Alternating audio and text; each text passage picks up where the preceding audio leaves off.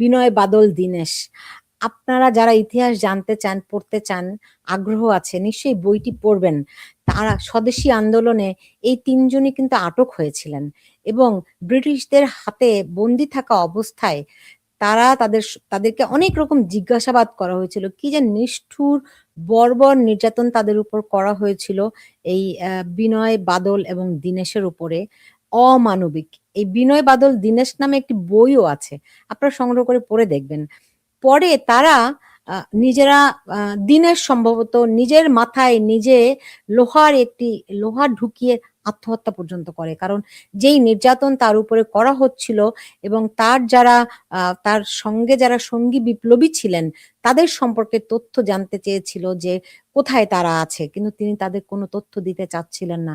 এই কষ্ট যে পরিমাণ অত্যাচার হচ্ছিল, সেই কষ্ট সহ্য করতে না পেরে তিনি যদি তথ্য দিয়ে দেন, সেই ভয়ে তিনি আত্মহত্যা করেছিলেন, মানে তিনি নিজেকে হত্যা করেছিলেন। আমি আত্মহত্যা বলতে চাই না এটিকে, কারণ স্বদেশী আন্দোলন যারা করেছিলেন তাদের আহ মানে মানে কি বলবো যে ওগুলি শিউরে ওঠার মতো। এবং আমাদের যদি গভীরভাবে আসলে গভীর ইতিহাসটি জানাও আমাদের খুব দরকার।